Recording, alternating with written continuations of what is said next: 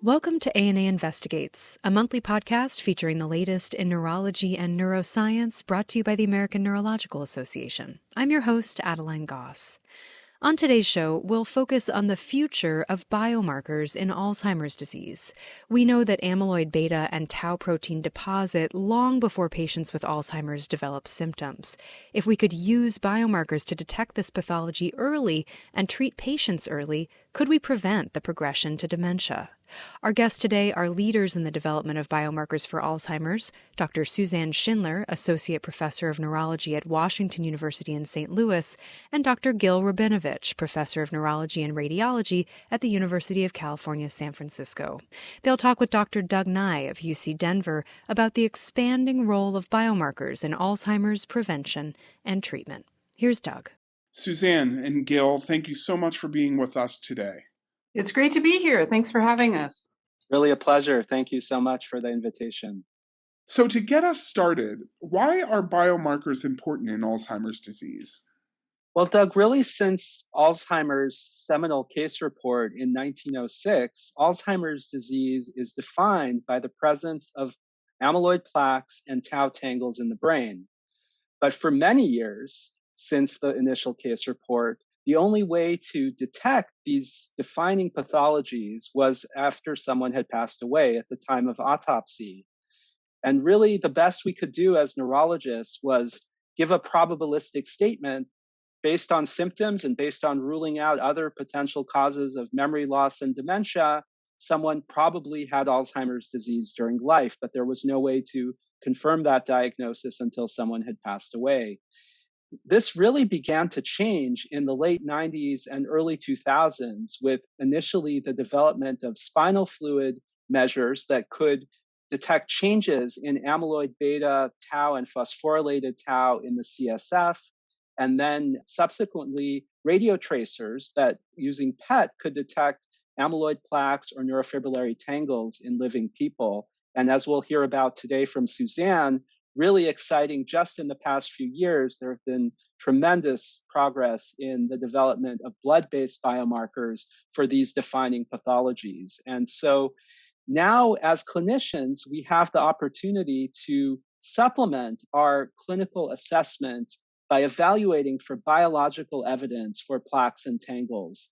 This is particularly important early in the course when people are just starting to develop memory impairment, when people have mild cognitive impairment or MCI, and there's not so much certainty about whether these memory changes really represent early stages of Alzheimer's disease. And what we've learned in the past few years is that clinical diagnosis in and of itself is not accurate enough, especially if we want to intervene early with biologically specific therapies.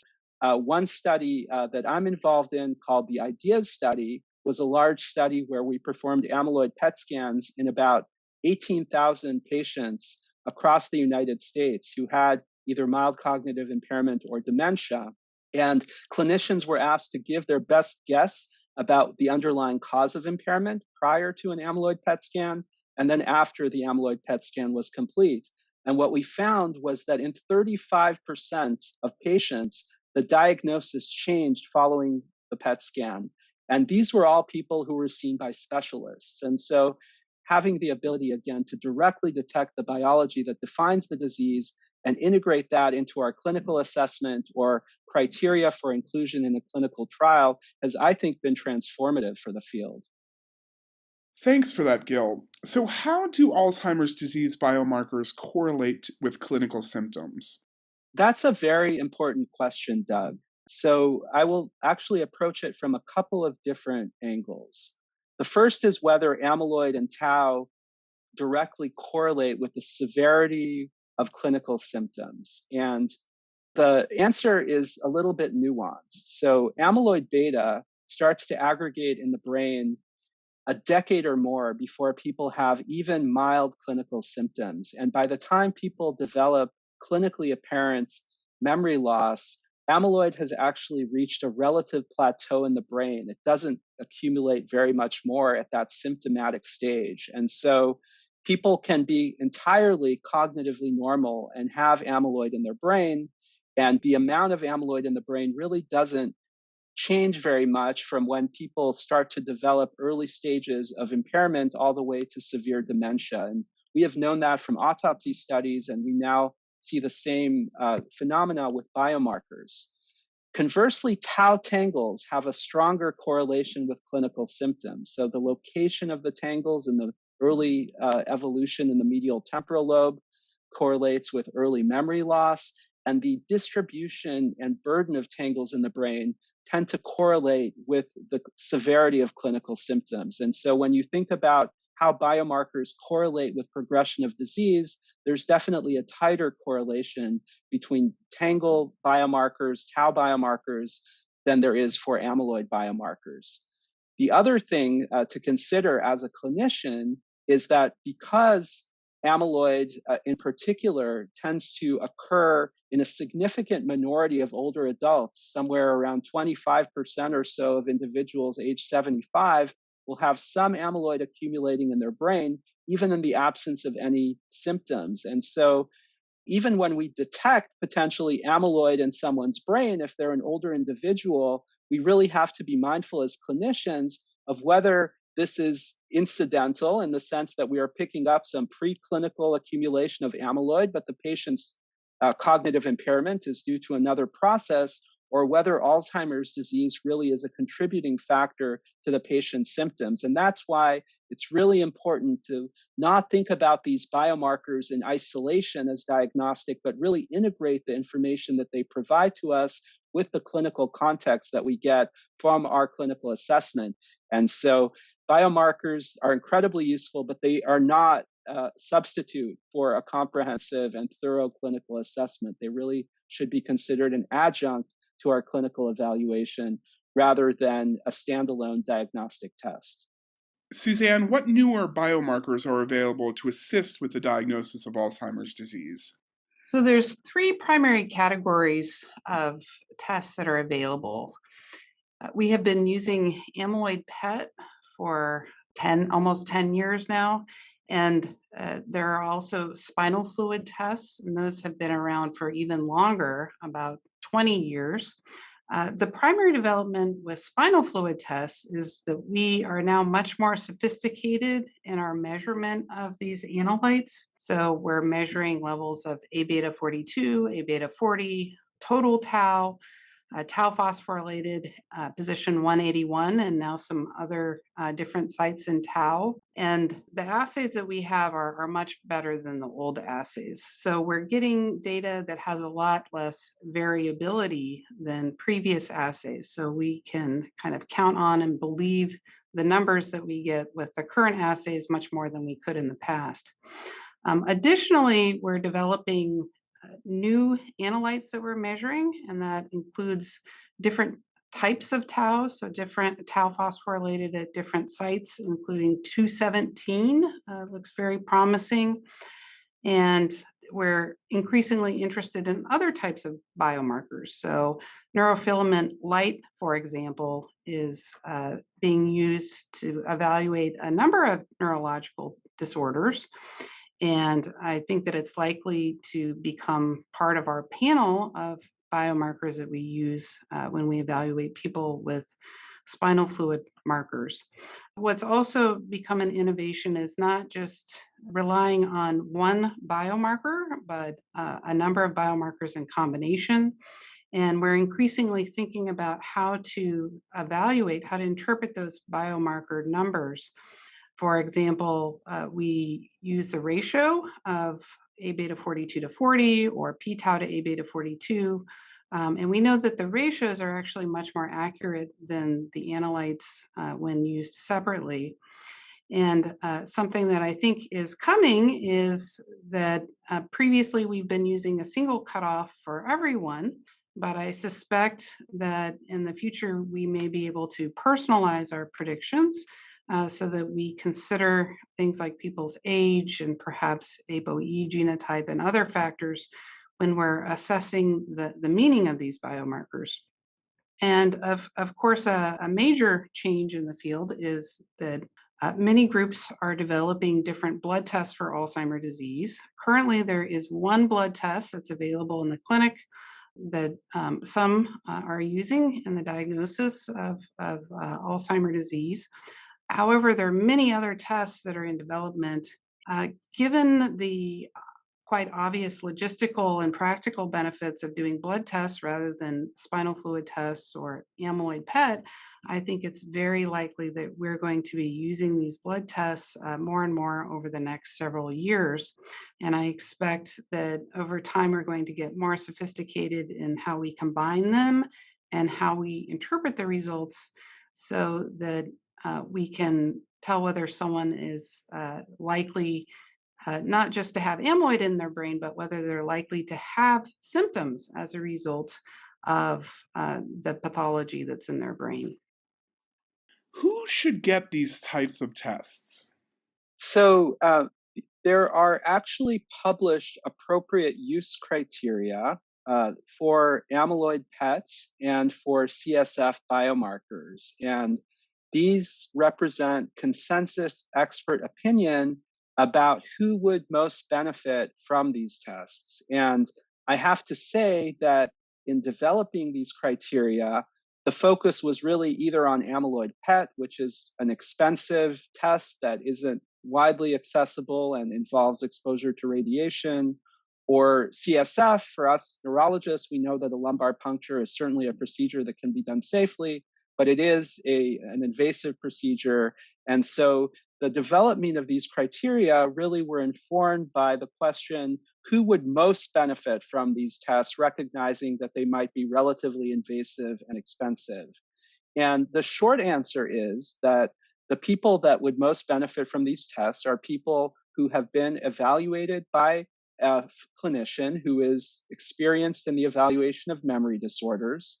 They have done a comprehensive assessment that includes the clinical exam, the neurological exam, some level of cognitive testing, basic blood tests to rule out toxic and metabolic disorders, as well as some form of structural brain imaging, CT or MRI of the brain. And if at the end of that evaluation, there is still uncertainty about the cause of cognitive impairment, the cognitive impairment is clearly present. In other words, people meet criteria for MCI or dementia, but the cause is uncertain. And the clinician believes that knowing the biomarker results are likely to impact their diagnosis, their diagnostic confidence, and patient management. Those are the core criteria that define when a biomarker should be ordered. And this is really just medical decision-making 101. Don't order the test unless it's likely to impact your management. And there are a number of scenarios where these biomarkers might be particularly useful. One is in early stages of cognitive impairment. So people who have mild cognitive impairments, but the cause often is uncertain, even if they have a typical memory disorder. It could be Alzheimer's disease, but there are a number of other things that should be considered on the differential. Individuals in those early stages might really benefit from a biomarker test. Individuals who have atypical clinical presentations where Alzheimer's is a possibility, but you're also trying to differentiate between Alzheimer's and other neurologic disorders, often other neurodegenerative disorders that don't involve amyloid or tau deposition. And then individuals who develop symptoms of cognitive impairment at a young age. Those are the individuals that are highlighted as perhaps most benefiting from having biomarker tests. I think we have to now think about another category. We have one molecular specific therapy for Alzheimer's disease that was approved by the FDA last year under accelerated approval, aducanumab. This is a monoclonal antibody that targets amyloid beta. I think now and in the future, anyone who is considered a candidate or is being evaluated for treatment with a disease-specific therapy like aducanumab should have biomarker confirmation that these brain proteins are in fact accumulating in the brain before deploying therapeutic strategies such as an amyloid beta or tau targeting therapy. So that is really a new frontier. And it is possible, in fact, that in the future, people will be candidates for these therapies even before they have any clinical symptoms. And so this is really a moving target. And a blood test is much more accessible and, in theory at least, more cost effective than a spinal fluid evaluation and certainly more than a PET scan. And so in the future, we might actually extend the criteria for ordering biomarker tests, and we might be using them much more often in regular clinical practice than we do now. Perhaps I could ask both of you, what are the most exciting areas for researchers who are interested in biomarkers for Alzheimer's disease? So we now have developed very good biomarkers that tell us whether someone has amyloid plaques in their brain, and we have good biomarkers for tau tangles, and I think we're going to get even better biomarkers of all these different pathologies. However, something that I think has been lacking in many ways is ways to tie the pathology to symptoms. Some of the treatments that have been developed are probably likely to be most effective if we use them even before the onset of symptoms. But how do you find those people, and how do you know that they are at very high risk of developing symptoms such that it would be worth it to treat them with a drug that potentially could have side effects? So I think there's a lot to be done, both with connecting pathology as measured by biomarkers to symptoms, as well as performing modeling approaches and precision medicine approaches so that we can pick out people who are cognitively normal but are likely to develop symptoms in the not too distant future and might be great candidates for clinical trials and in the future for treatments to prevent onset of Alzheimer's disease symptoms. Yeah, I completely agree with everything Suzanne said. I think this is one of the most exciting areas of neurology research in the coming decade because we are really at the precipice of a new era where we have precision medicine approaches to diagnosis and ultimately to treatment of Alzheimer's disease and other related disorders. And so if you are a young researcher and you want to win a prize from the ANA in the near future or are really looking to make a big impact, I think this is a tremendous field. And just to build on some of the things that Suzanne said, of course, being able to measure plaques and tangles is interesting and important, but there are so many other things going on in the brain that are contributing to cognitive decline. There are other aggregating proteins in the brain that are very common, such as alpha synuclein or TDP43. There are other forms of tau that are aggregating, such as those that occur in chronic traumatic encephalopathy, progressive supranuclear palsy. And so we really need researchers to help us develop biomarkers for these other proteinopathies. There is axonal injury. We can measure that with neurofilament light. There is astrocytosis. There's a marker called GFAP that may be pretty good for that, especially in Alzheimer's. But there's also inflammation and vascular injury and changes in blood-brain barrier function and vascular reactivity. And all these things contribute to late life cognitive impairment. And I think a big challenge in the field is how to not only develop reliable biomarkers for all these processes, but how to integrate them together. And so if we were to think about a futuristic clinic where someone comes in either at risk or in early stages of impairment, you might think about a whole panel of blood tests that would look at all these different processes. And then the neurologist would be able to identify what potentially might contribute to cognitive decline in that individual person in the coming years and think about deploying specific therapies that are targeting these different elements of pathophysiology so that we can not only treat people, but actually prevent cognitive impairment and neurodegeneration from occurring. And so that's why I think this is an incredibly exciting area for neurologists and especially for young researchers who are interested in a field of clinical research that will be very impactful for patient care in the foreseeable future. Suzanne and Gil, thank you so much for your time today. We appreciate your expert insight. Thanks so much for the great questions and discussion. Thank you so much for having me. This was a really stimulating conversation, and I look forward to continuation in the future. That was Dr. Doug Ney of UC Denver interviewing Dr. Suzanne Schindler of Washington University in St. Louis and Dr. Gil Rabinovici of UCSF. To listen to past episodes of ANA Investigates, you can visit our website, myana.org, and you can follow us on Twitter at the new ANA1 to keep up with new episodes of the podcast. For ANA Investigates, I'm Adeline Goss. This has been an episode of ANA Investigates, the official podcast of the American Neurological Association, and an ANA Education Innovation Subcommittee production. Thanks for joining us. To learn more about today's program and to find out about the benefits available to ANA members, including access to an array of educational programs and resources, please visit myana.org. Dr. Adeline Goss is our host and the executive producer of the show. Episode producers are members of the ANA Education Innovation Subcommittee, chaired by Dr. Megan Ritchie. This is your logistics coordinator, Jen Hurley. Copyright, the American Neurological Association.